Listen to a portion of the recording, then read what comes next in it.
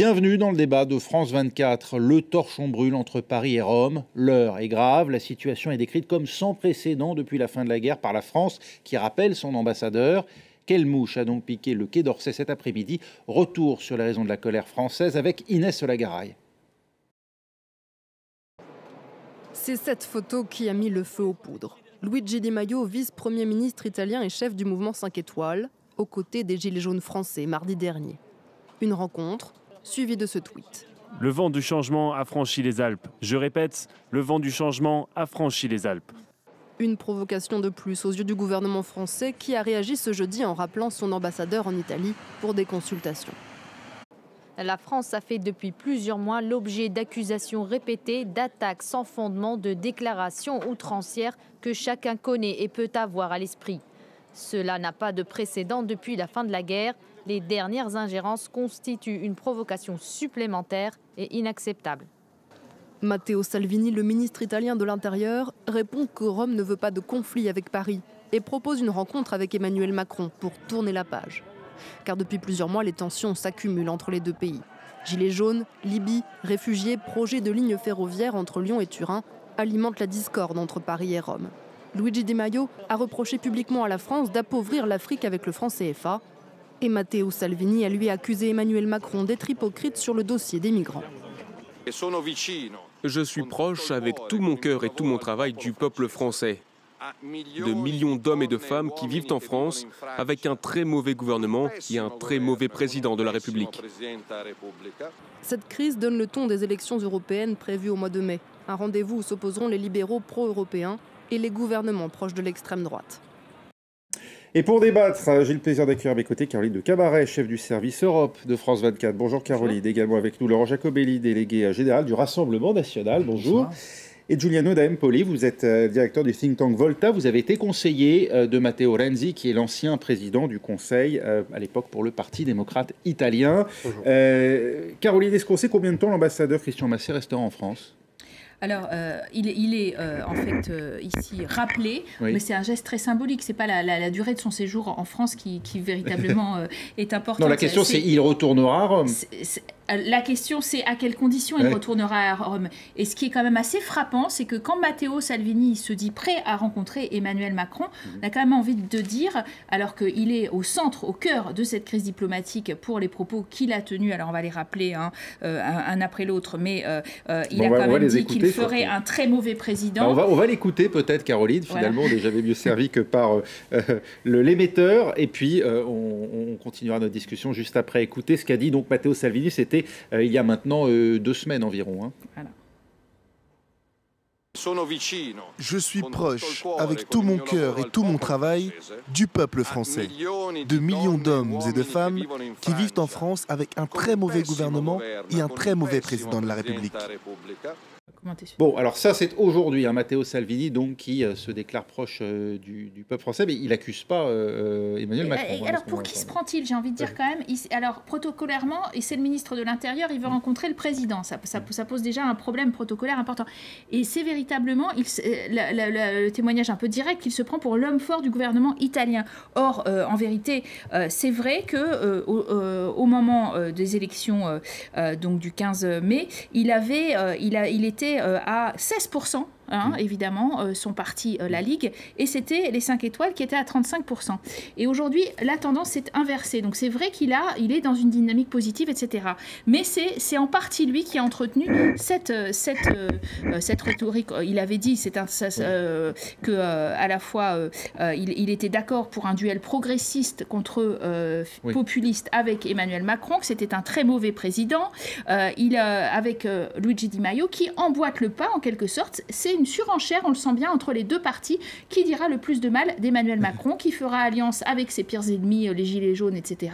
Et c'est dans cette logique-là, d'ailleurs dans une logique pré-élection européenne, dans cette dynamique qu'on espère grimper dans les sondages au détriment de la France et de son président. Oui, alors mes excuses, parce qu'effectivement, dans ce qu'on vient d'entendre, Matteo Salvini conclut bien par, tout en ayant salué la France, très grand peuple, pays ami, mais avec un très mauvais gouvernement et un très mauvais président de la République. c'est bien ce qu'il disait il y a une quinzaine de jours.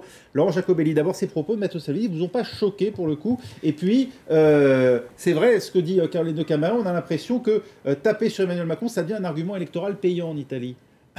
Écoutez, je crois que ça devient un argument électoral payant dans toute l'Europe. Il est le nouveau Madame Merkel. Avant, on tapait sur Madame Merkel. Maintenant, on tape sur Emmanuel Macron parce que tout le monde voit bien que sa politique ne fonctionne pas. Matteo Salvini a raison quand il dit que c'est un très mauvais président. Je reviens sur... Il est aux affaires, ça n'est pas juste un homme politique lambda. Non, il est ministre.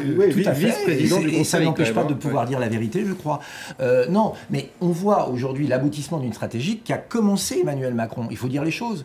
Quand Matteo Salvini et ses alliés sont arrivés au pouvoir en Italie par la voie du vote des électeurs italiens, par le choix du peuple italien, le président de la République française a parlé de lèpre. Il a parlé de nationalistes cyniques.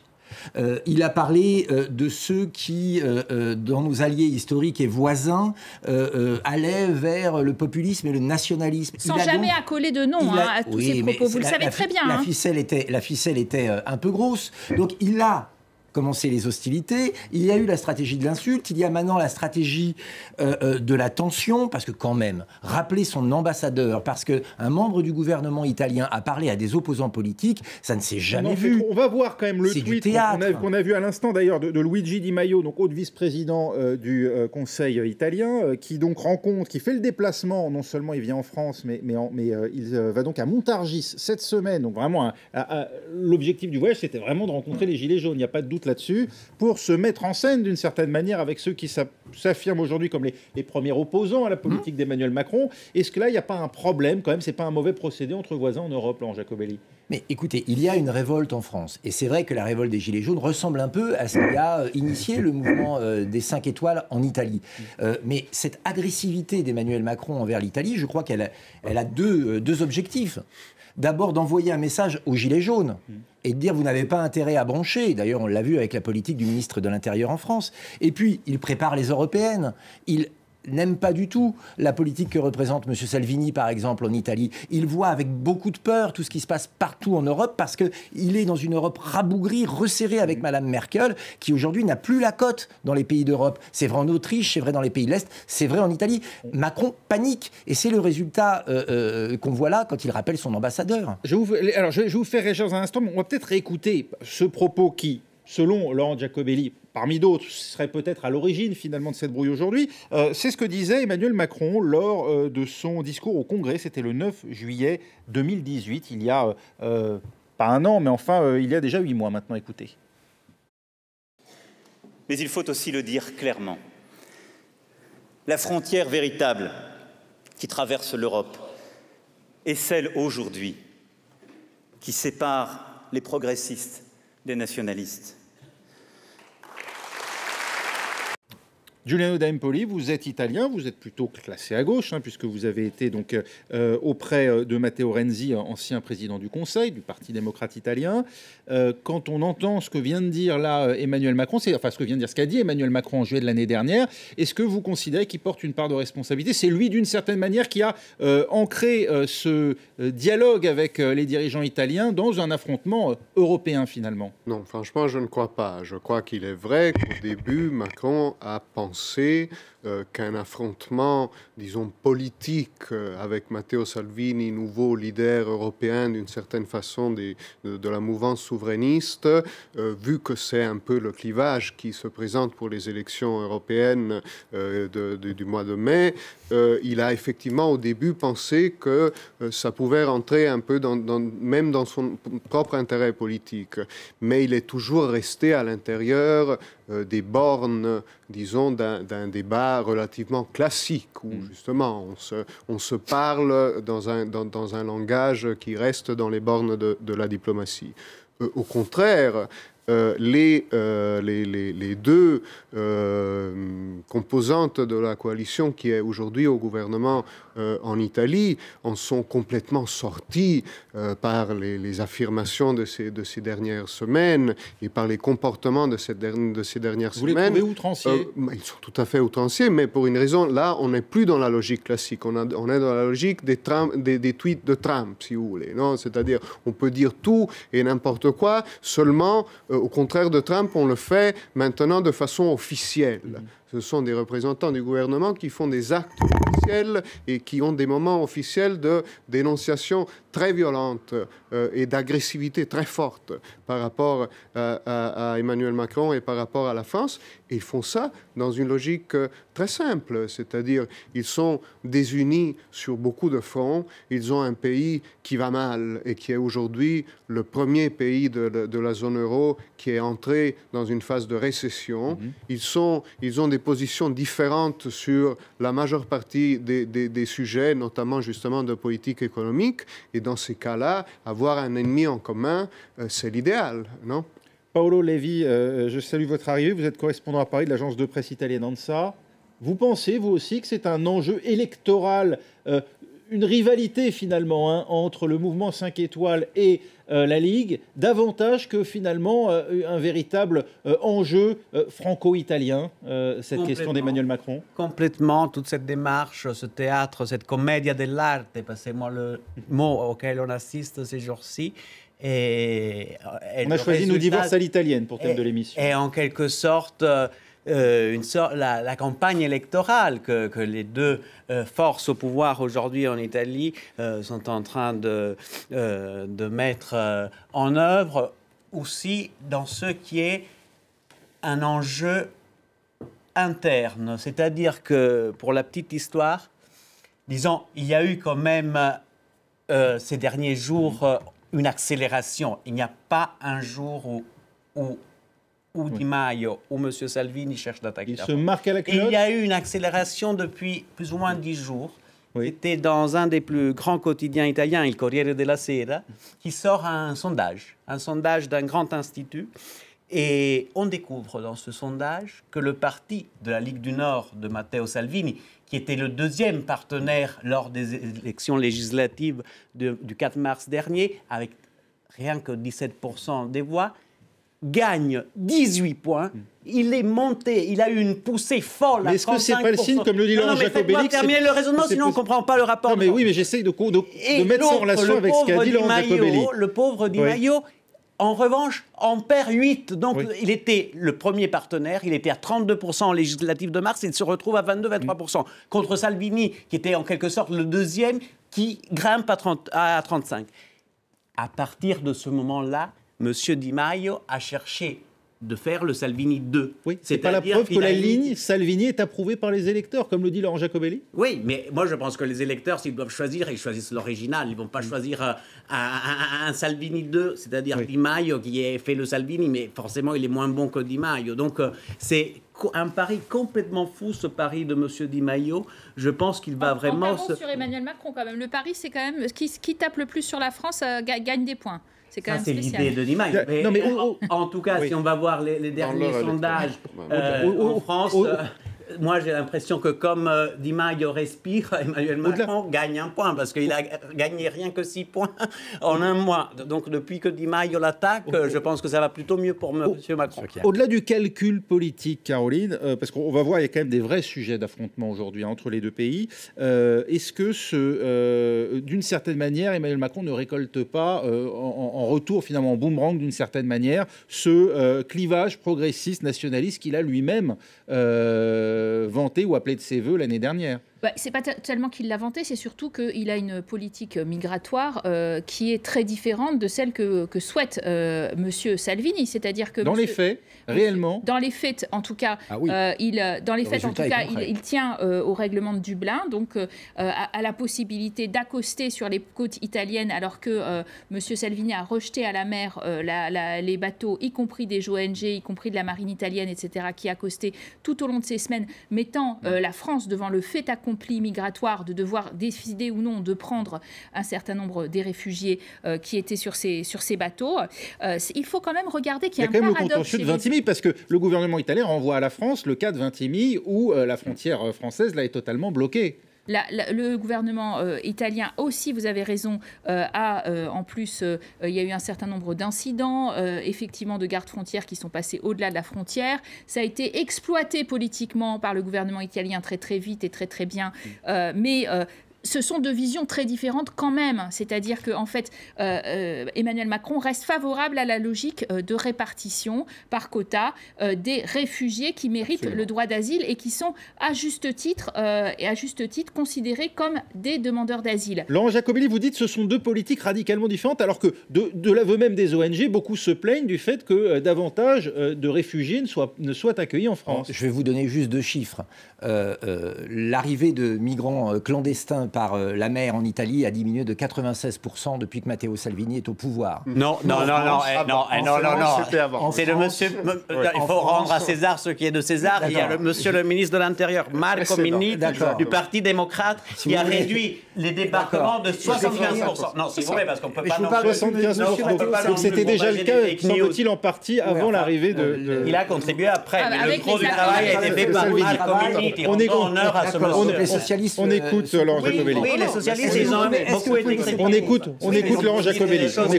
Vous ne souhaitez pas être interrompu, on va laisser Laurent Jacobelli aller au terme. Je parle de l'action de M. Salvini. Salvini, là... Les bateaux arrivaient avant lui. Ils n'arrivent plus. Ça, tout le monde aura pu le constater. Donc Matteo Salvini a complété ce qui était déjà le cas en fait avant lui. Si vous voulez, allez, si ça vous fait plaisir. Voilà. En France, record historique de l'immigration. 255 000 cartes de séjour délivrées. Record de la Ve République. Plus de 100 000 demandeurs de droit d'asile. 126 000, un peu moins de 150 000. Record historique. Donc, on peut comparer les deux pays, mais il y en a un qui est le champion de l'immigration dans son histoire, c'est Emmanuel Macron, et l'autre qui freine le flux migratoire, c'est Matteo Salvini. On ne peut quand même pas comparer les deux politiques, et il y en a un qui protège son pays de toutes les conséquences civilisationnelles, organisationnelles, sécuritaires de l'immigration non choisie, et l'autre qui ouvre les portes et les fenêtres à l'immigration. Les chiffres officiels le montrent. Non, si je peux dire une chose en filigrane, un paradoxe incroyable, parce qu'aujourd'hui, il y a eu une déclaration de M. Salvini qui s'est dit prêt à s'asseoir à une table avec Emmanuel Macron pour discuter de certains enjeux qu'il considère fondamentaux. Il en cite 3. Un en particulier, c'est le stop au refoulement des migrants irréguliers à la frontière franco-italienne. Alors, je me demande... Qu'est-ce qu'elle va en penser, son allié de Vert en Europe, Marine Le Pen, de ce stop au refoulement des migrants non irréguliers à la frontière? Ça, c'est la grande question. J'ai appelé Marine Le Pen, elle ne répond pas. Il ne peut pas y avoir d'alliance des nationalismes, en fait. Hein. C'est ça que ça veut dire. Mais c'est deux intérêts complètement... Non, rassurez-vous, nous sommes complètement en phase avec Matteo Salvini. Nous parlons souvent, le Rassemblement national. Alors, vous êtes d'accord avec le stop des refoulements? Nous sommes d'accord pour arrêter l'immigration, aussi bien en France qu'en Italie. Nous sommes d'accord pour que chaque pays retrouve... C'est pas possible. Il vous explique que ce sont des pays voisins et que les migrants veulent aller en Italie. Pour les États-Unis de l'Europe, avec des frontières externes très fortes. Sinon, c'est contradictoire. Alors, vous êtes en train de m'expliquer que quand il y a des frontières, ça rend l'immigration plus facile. Mais excusez-moi, à contrario, on voit bien que sans frontières, et c'est le cas avec Schengen, l'immigration explose. Votre logique est quand même un peu curieuse. Si tous les pays d'Europe qui veulent freiner l'immigration, l'Autriche, l'Italie, la France demain, les pays de l'Est, s'associent et mènent une politique où chacun contrôle ses frontières nationales, croyez-moi, il y aura beaucoup moins... Ça veut dire qu'on ne laisse pas passer chez les autres non plus, parce que c'est ça que réclame aujourd'hui Matteo Salvini. Mais nous enverrons le signal, en tout cas, vous ne pouvez pas venir en France, ni en Italie. On va s'arrêter là pour cette première partie, mais on va se retrouver dans 2 minutes. Restez avec nous.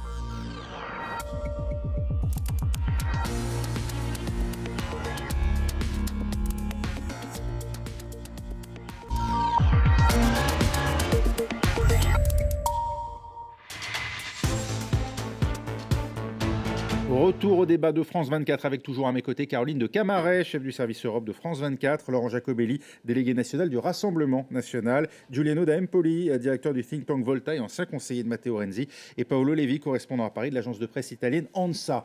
Alors aujourd'hui, vous le savez, la France a donc rappelé son ambassadeur en poste à Rome, motif de la discorde, une escalade verbale et sans doute ce qui a été l'élément déclencheur cette semaine, Luigi Di Maio, vice-président du Conseil italien, par ailleurs dirigeant du mouvement 5 étoiles en Italie, qui s'est rendu près de Paris à Montargis pour rencontrer, vous le voyez sur ce tweet, des représentants du mouvement 5 étoiles, des Gilets jaunes, pardonnez-moi ce lapsus. L'affaire dans l'affaire, eh bien, c'est que ces Gilets jaunes, qui étaient censés être ceux de la liste, ralliement d'initiatives citoyennes d'Ingrid Levavasseur, eh bien, ne sont pas vraiment les plus représentatifs, dit-on. Il y a une...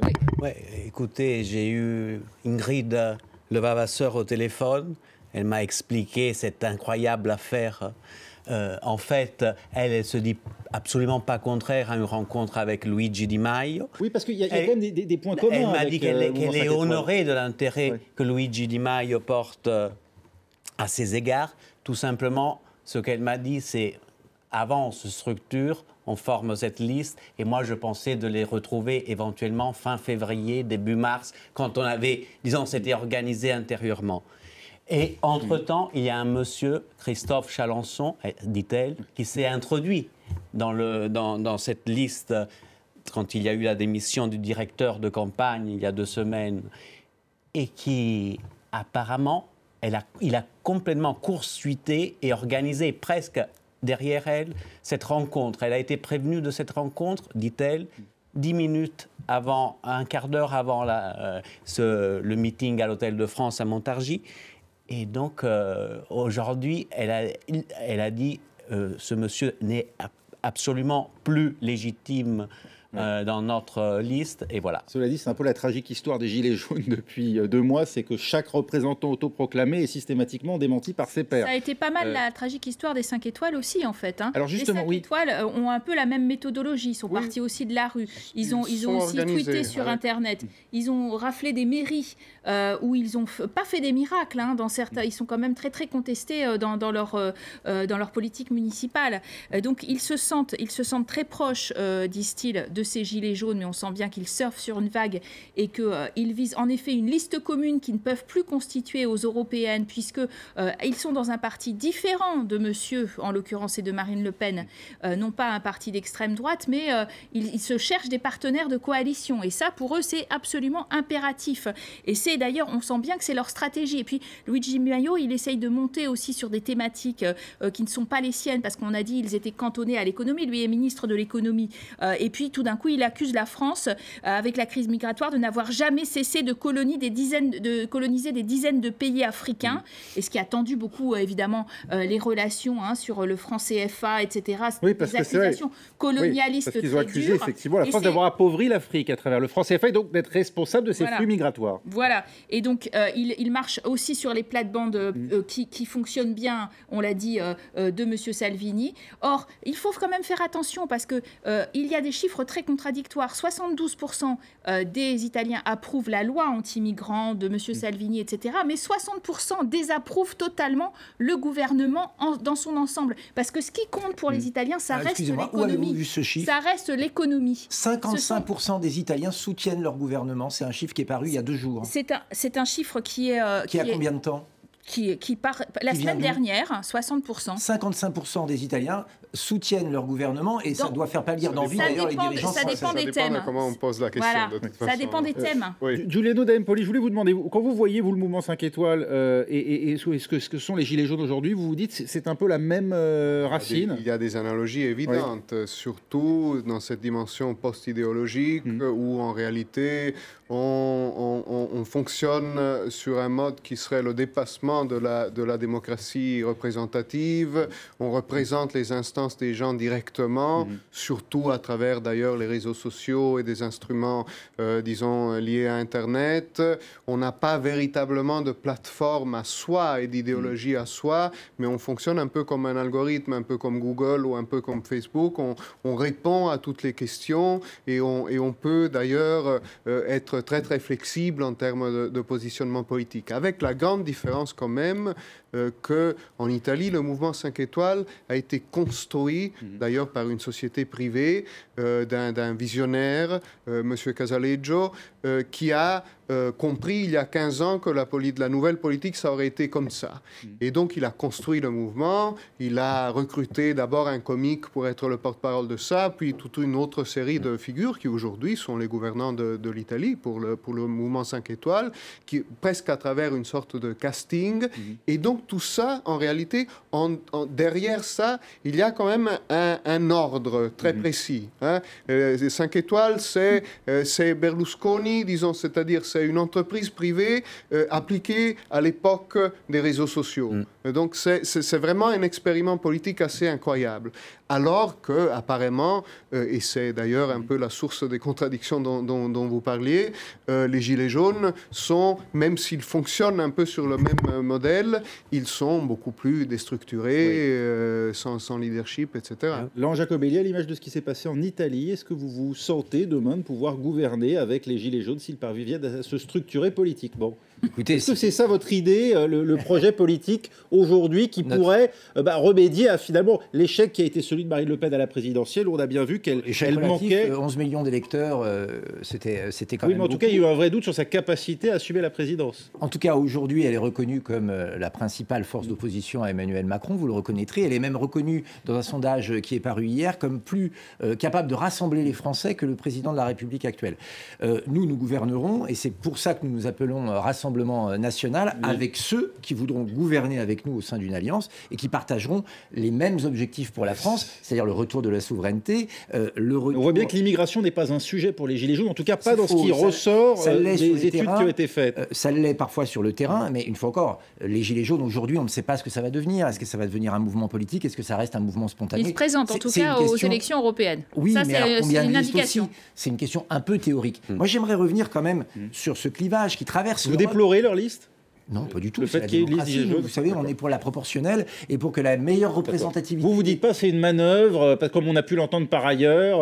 Écoutez, sur une des listes, on pourrait se poser des questions, mais voilà, les Français sont assez intelligents pour juger. Vous ne voyez pas une manière de faire baisser mécaniquement les voix, notamment de l'Assemblée nationale. La démocratie, c'est la démocratie, et nous, on est pour la proportionnelle intégrale, donc ça ne nous fait pas peur. J'aimerais quand même revenir très vite sur quelque chose. Ce clivage qui sépare partout en Europe l'ancienne droite et l'ancienne gauche. C'est qu'aujourd'hui, on a les mondialistes, ultralibéraux, face aux patriotes, et pas les progressistes face aux patriotes, parce que, excusez-moi, mais ce que l'on vit du côté Macron-Merkel, c'est pas du progrès. Avoir mis la Grèce avec un genou à terre, où les retraites ont diminué de 40%, où il y a 20% de chômage, où l'impôt des plus pauvres a augmenté de 330%, c'est pas le progrès. Quand on voit qu'en France, on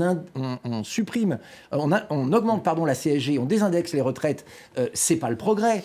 Quand on voit qu'il y a des pauvres maintenant, des travailleurs pauvres, un peu partout dans les pays ultralibéraux de l'Europe, c'est pas le progrès. Quand on voit les travailleurs détachés dont le nombre a été multiplié par 5, qui payent les charges sociales en Roumanie, etc., c'est pas le progrès. Donc il faut arrêter de dire que ce sont les progressistes. Oui, mais certains vous qualifient d'extrême droite. Donc après, les appellations, chacun les donne comme il le souhaite à ses adversaires. Nous sommes des patriotes et nous, on veut défendre chacun dans notre pays, notre nation, notre civilisation, notre peuple, en remettant des frontières et en privilégiant, nous en France, notamment les Français, et en Italie, les Italiens, comme le fait Matteo Salvini. Remettre des frontières, quand vous voyez l'expérience du Brexit, ça vous inspire? Ça n'a aucun rapport.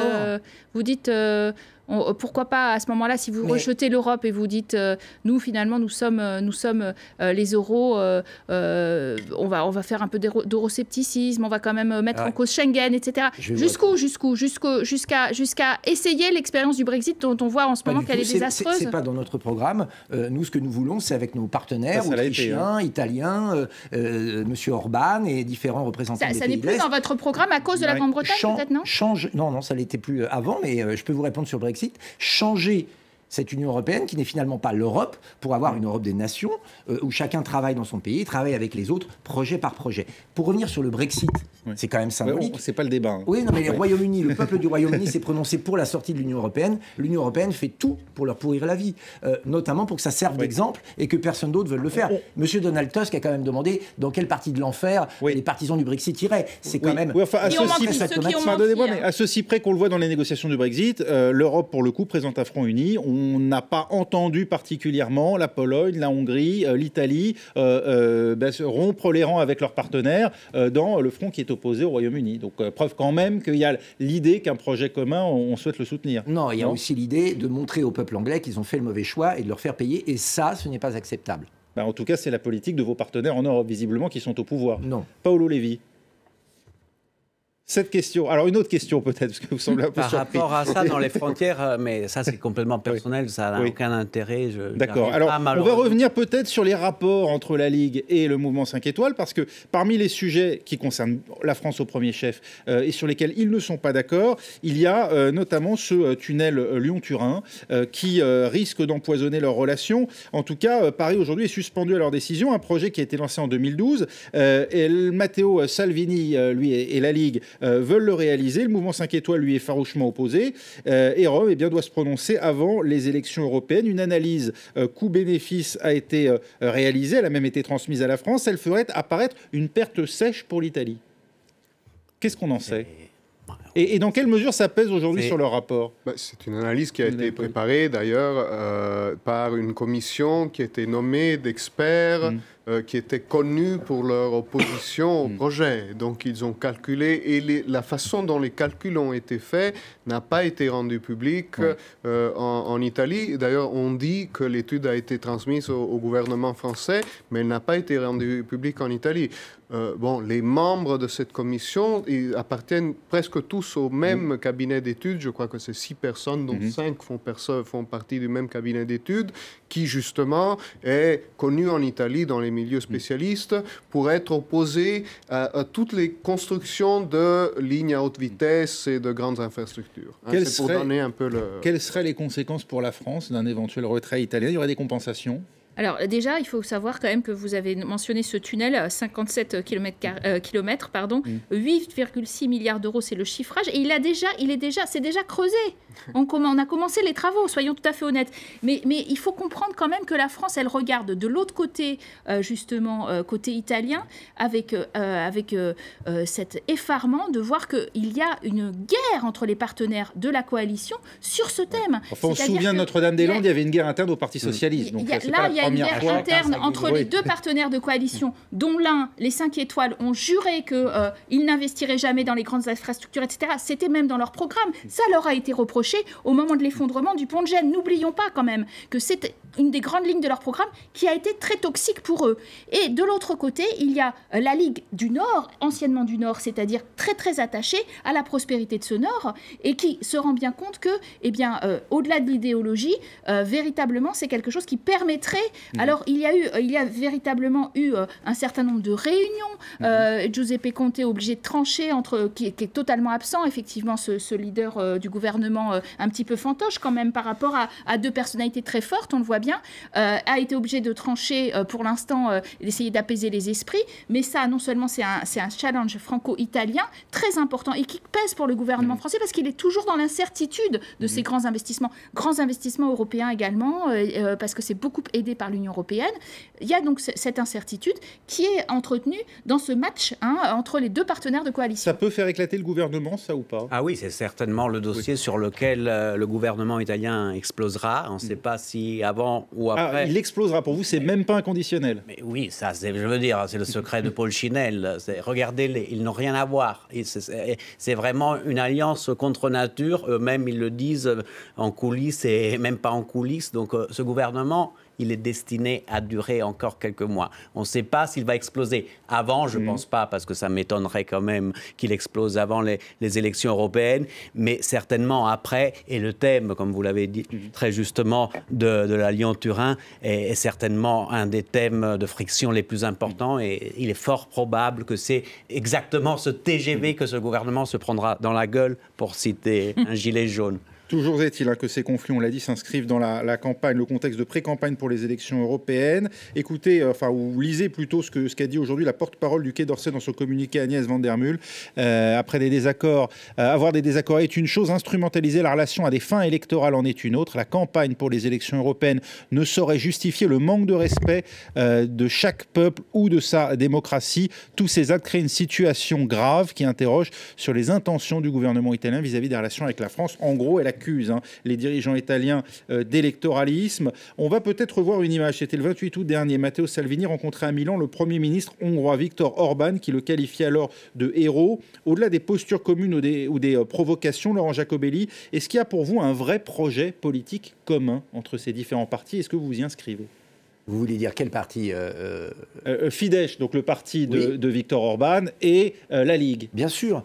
Je pense qu'on a une vision de l'Europe qui est la même, c'est-à-dire nous voulons recréer cette belle Europe, cette belle idée de l'Europe, où chaque peuple peut travailler avec les autres, mais sans une Europe carcérale, où on est obligé de tout faire en même temps à 27. Cette Europe qui nous impose des choses, qui prépare demain un impôt européen, qui, quand un pays n'a pas l'économie désirée par Mme Merkel ou par Bruxelles, on lui donne une troïka. Bref, on veut une Europe libre de nations libres, avec, c'est vrai, un contrôle des frontières, un contrôle des flux migratoires. Tout ça nous unit. Donc tout cela vous désunit, parce que le contrôle des frontières, c'est exactement, énervé sur ce sujet. Ah oui, mais parce que qu'est-ce qui vous arrive? Il y a véritablement un problème entre vous. Non, absolument pas. Si Viktor Orban le problème, c'est que nous avons M. Macron, immigrationniste, et M. Salvini qui protègent son peuple. Oui, là, il y a un problème. Quand M. Salvini renvoie les bateaux, quand M.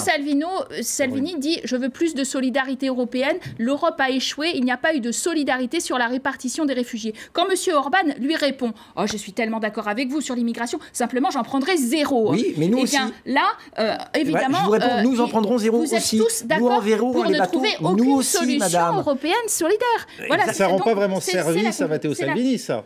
Mais écoutez, le signal que nous enverrons, regardez, il y a un pays, c'est l'Australie, qui est à l'échelle d'un continent. Oui, mais qui a l'avantage, ou les avantages d'être une île. D'accord, mais qui a envoyé un signal très clair. Venir chez nous, ça ne sert à rien. On n'a plus les moyens, on ne vous accueillera pas. Si l'Italie envoie ce signal, la Hongrie, la Pologne, la France, l'Autriche envoient ce signal, les migrants n'essaieront plus au péril de leur vie et en alimentant des mafias qui gagnent des milliards sur le dos de ces pauvres gens, eh bien, ils n'essaieront plus le voyage vers l'Europe. Aujourd'hui, ils se disent, si ça ne marche pas en Italie, on pourra toujours aller en France, où d'ailleurs on sera logé, soigné, etc. Donc, si on agit de concert avec nos partenaires européens... Ce qui vous autorise pour cette campagne à aller voir ce qui se passe chez les autres et au besoin à les critiquer. Vous comprenez les propos des dirigeants italiens ces dernières semaines comme des propos de campagne? Écoutez, en tout cas... On peut discuter, on a le droit d'aller parler à un gilet jaune quand même. Vous donnez le droit demain d'aller voir des opposants à Mme Merkel, par exemple? Je sais que M. Macron ne le fait pas, mais que M. Di Maio le fasse. Voilà, que ça énerve M. Macron, à la limite, pourquoi pas. Vous pourriez demain aller rencontrer les dirigeants de l'AfD Ils l'ont fait.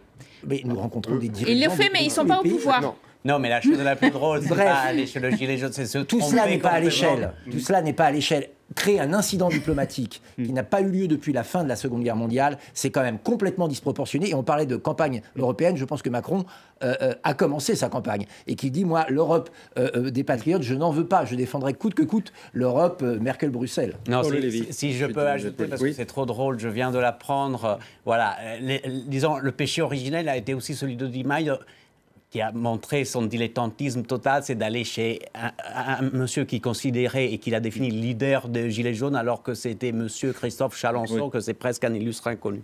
Mais à part ça, pour la petite histoire, il y a les vrais Gilets jaunes, en tout cas, les leaders de Facebook, Maxime Nicole notamment, qui vient de m'annoncer que demain, il traversera la frontière avec une grosse délégation de militants gilets jaunes et ils iront manifester dans la place de Sanremo. Sanremo, c'est où se tient chaque année le festival de la chanson italienne, qui est l'équivalent italien du festival de Cannes. C'est-à-dire qu'il y a toutes les caméras de l'Italie qui sont braquées sur cette ville demain. Et il va là-bas, en face de ce théâtre hyper populaire en Italie, pour dire deux choses. Un, Monsieur Di Maio, c'est nous les vrais gilets jaunes, vous vous êtes complètement plantés de gilets jaunes. Et deux, pour créer une sorte d'international des gilets jaunes, et il m'a dit, notre mot d'ordre, c'est on est apolitique. Donc on fait des alliances avec personne en vue des européennes, ni d'autres échéances électorales.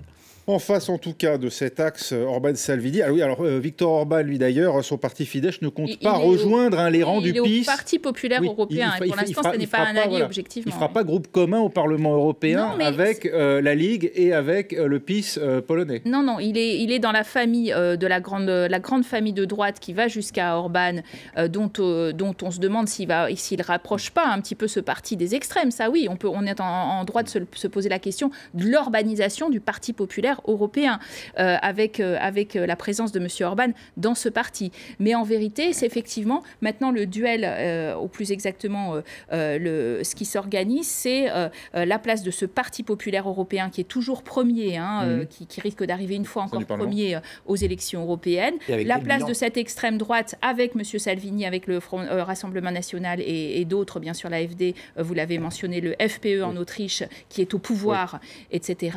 Et puis la place des socialistes et démocrates, etc. Donc on est véritablement dans cette dynamique des élections européennes qui a commencé, mais qui est, et c'est une première aussi, qui est pleinement européenne aussi, parce qu'on voit bien qu'on débat. C'est peut-être le bon côté finalement. Transnational. Les enjeux dépassent les pays. On est en train de mettre en scène les chefs d'État les uns contre les autres, ce qui est très très nouveau quand même. Giuliano d'Empoli, est-ce que vous voyez en face se dessiner un axe, justement, on a parlé d'un axe Macron-Merkel, est-ce que vous pensez aujourd'hui que c'est un axe qui est capable d'entraîner les électeurs en Europe réellement ?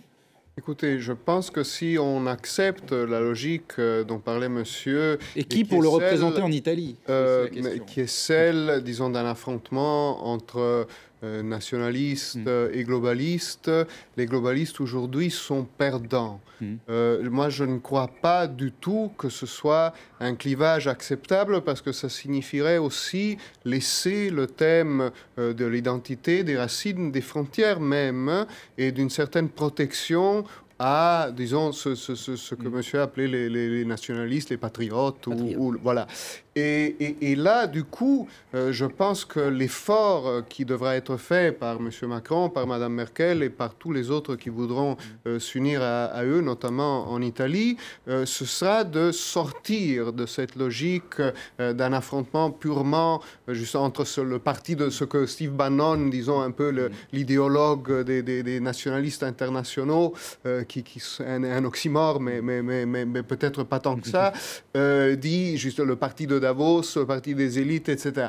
Il va falloir, mais je crois qu'il y a quand même des partis en Europe qui sont en train de le faire. On a vu le résultat des Verts, par exemple, en Allemagne aux dernières élections. Les Verts allemands sont en train de faire un discours très intéressant sur l'enracinement aussi, sur la protection du paysage, sur les traditions. Ils ont aussi ce côté-là. Ils ne sont plus dans une logique les progressistes urbaine, avec une dynamique qui font rêver. Alors, justement, il va falloir que de tout ça ressorte quand même une proposition politique qui soit plus large de nous sommes simplement... le respect des déficits. Voilà. Oui. Caroline de Camaret, en Allemagne, Annegret Kramp-Karrenbauer, pardonnez ma prononciation, qui succède ou qui va succéder à Angela Merkel, qui lui a déjà succédé à la tête de la CDU. Reste à savoir si elle parviendra un jour à la chancellerie. Quel projet porte-t-elle? Est-ce qu'elle a, comme a pu l'avoir peut-être Angela Merkel, l'ambition à un moment d'un axe progressiste avec Paris, sachant qu'Angela Merkel n'en a pas eu les moyens politiquement? Alors oui, ça c'est la question de AKK qui est véritablement dans la lignée de Merkel, on l'a dit, mais c'est vrai que la dynamique, en tout cas l'étoile de Merkel a pâli parce qu'elle se retire des prochaines effectivement élections, elle sera plus candidate, donc c'est compliqué. Le tandem avec Emmanuel Macron du coup a pris un petit peu un coup dans l'aile, la fameuse locomotive qui devait redémarrer l'Europe, et donc Emmanuel Macron se retrouve en scène effectivement, et elle est d'ailleurs moins visée par les critiques, puisque vous l'avez rappelé, avant c'était véritablement vis-à-vis. Alors il peut se trouver des alliés, notamment chez des partis qui seraient intéressés par une alliance justement ni gauche ni droite. Un peu, on parle du Parti démocrate, il a approché un certain nombre de partis qui n'étaient pas les partis centristes, pour justement faire lui un rassemblement quand même très important au centre, un axe l'axe central. Et puis, il y a cette idée aussi, peut-être, qu'il y a l'Espagne maintenant qui est avec Pedro Sanchez. Il y a d'autres partenaires possibles. Ce qui est intéressant, véritablement, c'est qui va réussir à réconcilier cette Italie et cette France. Est-ce que ça va se faire dans de bonnes conditions? Est-ce qu'il y a les hommes en Italie qui, vous voyez, peut-être... est-ce que ça va passer par Giuseppe Conte? Est-ce que ça va passer par aussi haut que M. Mattarella, qui d'habitude n'intervient pas, mais qui peut-être là va devoir mouiller la chemise, le président italien? Ça, c'est une vraie question. C'est comment l'histoire va se finir avec l'Italie. J'allais le dire. C'est ce que pense sans doute Laurent Jacobelli. Si ça ne sera pas l'histoire à réconcilier la France et l'Italie, ce sera certainement la géographie, parce qu'on est deux voisins de palier et il est inévitable que notre destin sera commun jusqu'à l'effondrement des plaques, au tremblement de terre, jusqu'au moment où vraiment le monde explosera. France et Italie sont condamnés à vivre une à côté de l'autre. Donc cette réconciliation, faites-moi confiance, elle est sûre et certaine. Je ne sais pas si ce sera aujourd'hui ou après-demain, mais... Pour vous, Laurent Jacobelli, alors je le disais, on l'imagine, c'est pas un homme et une femme qui peut peut-être réconcilier les deux pays. Oui, bien sûr. En France, Marine Le Pen et Matteo Salvini en Italie. Je crois qu'on a une histoire commune, on a une culture commune, on a des passions communes. Alors parfois, on a un tempérament, voilà. Mais tout est fait pour qu'on travaille ensemble avec l'Italie. Chacun avec ses objectifs, dans le respect des traditions de chacun, dans le respect des frontières de chacun. Vous n'avez pas de tête de liste européenne, par exemple? Excusez-moi, est-ce que vous allez me laisser terminer une phrase dans cette émission? Laurent Jacobelli, oui. Donc, voilà, quand l'Italie reproche à la France l'intervention en Libye, quand l'Italie reproche à la France d'héberger encore aujourd'hui ce qu'elle appelle des terroristes. Elle a raison, il faut les extrader, bien évidemment. Et la Libye, ce fut une énorme erreur. On l'a vu, on voit l'état de la Libye actuelle et on voit l'état du terrorisme aujourd'hui, bien sûr. Mais avec ces pays européens, l'Italie, l'Autriche et demain plein d'autres, nous allons fonder cette nouvelle Europe, cette belle idée de l'Europe où chaque peuple pourra vivre souverainement en travaillant avec les autres, en respectant ses frontières, avec moins d'immigration, plus de travail et plus de pouvoir d'achat. Car enfin, c'est ça l'enjeu. Et on voit bien qu'aujourd'hui, l'Union européenne ne fonctionne pas. Moi, je voulais vous poser une question toute bête qui était avec une tête de liste aux européennes, un Spitzenkandidat, parce que justement, on a l'impression qu'ils ne s'entendent pas si bien que ça. On ne peut plus rentrer là parce que... Très bien, rassurez-vous, vous allez voir bientôt... Sur un an. Et on en reste là. Merci beaucoup à Caroline de Cabaret, à Laurent Jacobelli, à Giuliano D'Empoli et à vous, Paolo Levi, d'avoir été avec nous. C'est la fin de ce débat. Tout de suite, un nouveau journal sur France 24.